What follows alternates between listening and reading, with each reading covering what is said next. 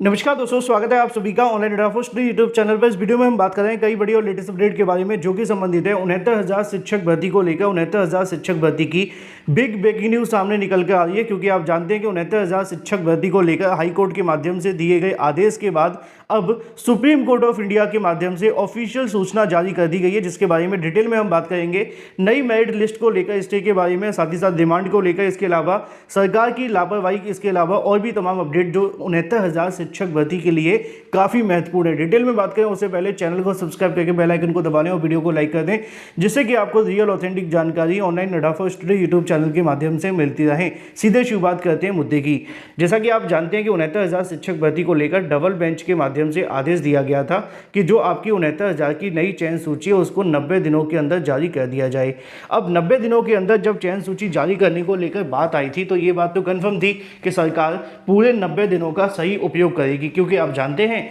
कि सरकार के माध्यम से तत्काल प्रभाव से कोई भर्ती शुरू कर दी जाए या उसका प्रोसेस कंप्लीट कर दिया जाए, ऐसा बहुत कम देखने के लिए मिलता है। अब इसी के संबंध में 69,000 शिक्षक भर्ती को लेकर एक बड़ी जानकारी सामने निकल कर आ गई है, और ये जानकारी कहीं और से नहीं, सुप्रीम कोर्ट से निकल कर आ रही है। अब ये सुप्रीम कोर्ट से जानकारी आने का सीधा सा मतलब ये है कि जो नई मेरिट लिस्ट और नई कट ऑफ जारी करने को लेकर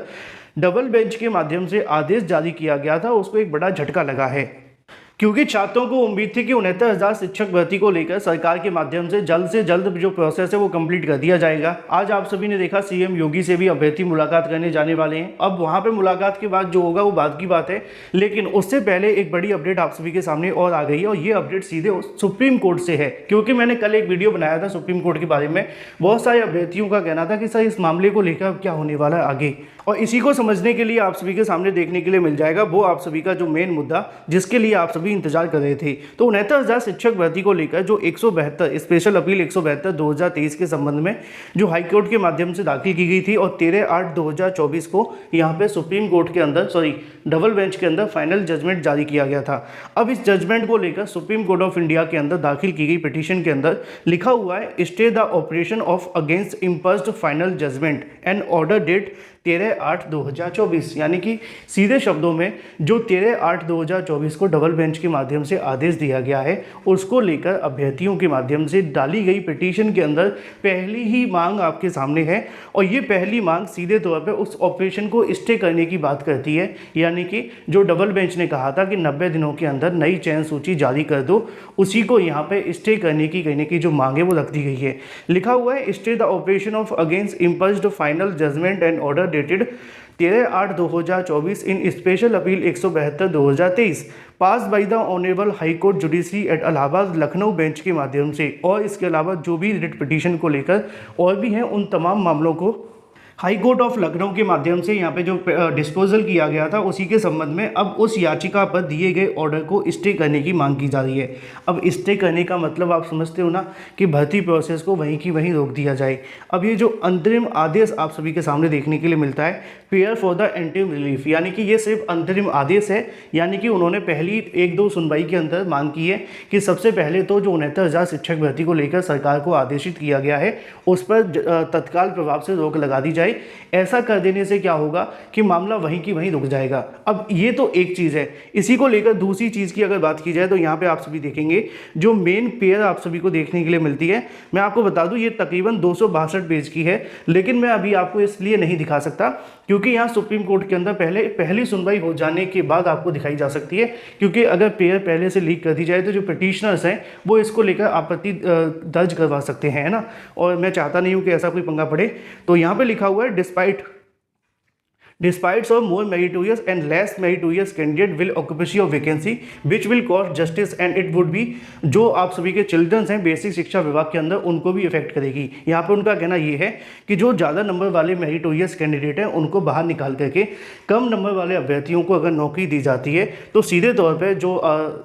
छात्रों की शिक्षा पर बुरा प्रभाव पड़ेगा जो बेसिक शिक्षा विभाग के अंदर पढ़ा। और अगर आप थोड़ा सा इसी पॉइंट पे ध्यान दें तो आपको पता चलेगा कि सिर्फ 3 लाइन के अंदर बहुत सारी चीज़ें इन्होंने ओबीसी एससी अभ्यर्थियों के खिलाफ अपनी पिटीशन के अंदर दाखिल की हैं। पहली लाइन आप सभी को देखने के लिए मिलती है जो कि मेन पेयर के जस्ट ऊपर है, जिसमें वो ये कहते हैं कि अगर ज़्यादा नंबर वाले अभ्यर्थियों को बाहर किया जाता है और कम नंबर वाले अभ्यर्थियों को अगर बेसिक शिक्षा विभाग में लाया जाता है तो इससे जो बेसिक शिक्षा विभाग के अभ्यर्थी हैं और जो कहने की आपकी योग्यता है, जिसको लेकर पहले भी कट ऑफ का जो मुद्दा चलता था वहाँ पे भी काफ़ी ज़्यादा बहस हो चुकी है, उसमें उनका कहना है कि काफ़ी ज़्यादा इफेक्ट पड़ेगा और ये बच्चे भी इससे ज़्यादा प्रभावित होने वाले हैं। लेकिन ये तो सिर्फ मांग रखी गई है, आप जानते हैं, अब ये तो बहस होने के बाद ही तय होगा। एक चीज़ यहाँ पर सीधे तौर पर मैं आपको क्लियर कर दूँ कि इसमें सबसे बड़ी जो गलती है वो सरकार की है। क्यों? क्योंकि आप जानते हैं कि जब 69,000 शिक्षक भर्ती को लेकर 13/8/2024 को आदेश दिया गया था, आज कितनी हो गई है? 7 तारीख हो गई है ना,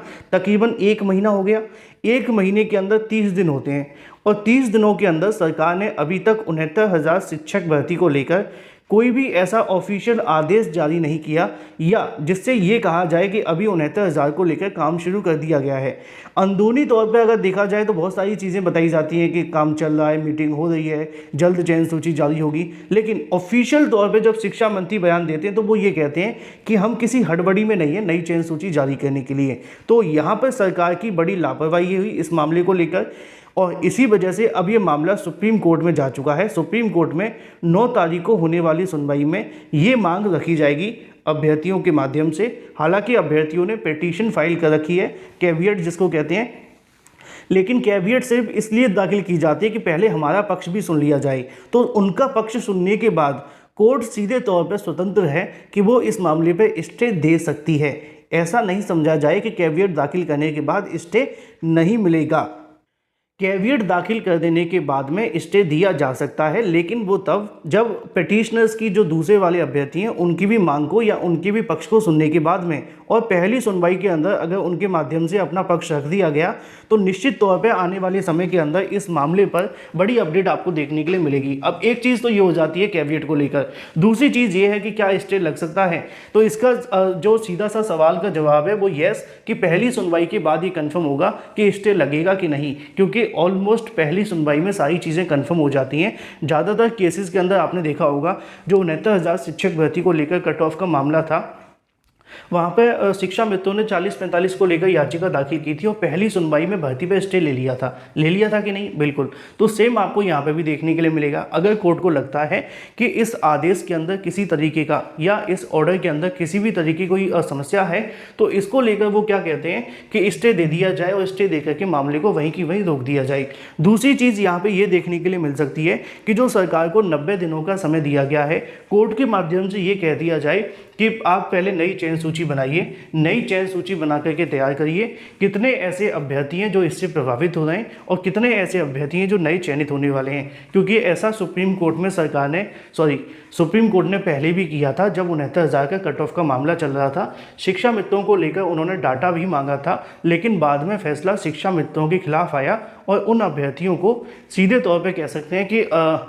40-45 वाले अभ्यर्थियों की हार हो गई और 60-65 वाले अभ्यर्थी जीत गए। अदरवाइज अगर 40-45 अभ्यर्थी जीतते तो उनको नौकरी मिल सकती थी, क्योंकि उनके 40-45 पे पास होने वाले अभ्यर्थियों का जो आंकड़ा था वो लगभग 36,000 से ज़्यादा था। क्योंकि इसको लेकर यूयू ललित के माध्यम से जो डाटा है वो मांगा गया था सरकार के माध्यम से नियुक्ति के संबंध में, लेकिन बाद में फैसला 40-45 में नहीं आया था। तो ये बिल्कुल कन्फर्म है कि पहली 2 सुनवाई के अंदर इस मामले पर काफ़ी हद तक चीज़ें स्पष्ट हो जाएंगी। और क्या ये 69,000 शिक्षक भर्ती को लेकर सुप्रीम कोर्ट में अभी 1-1.5 साल और इंतजार करना पड़ेगा या 1-2 सुनवाई के अंदर मामले को खत्म करके सीधे तौर पर नई चयन सूची जारी करने के आदेश जारी होंगे?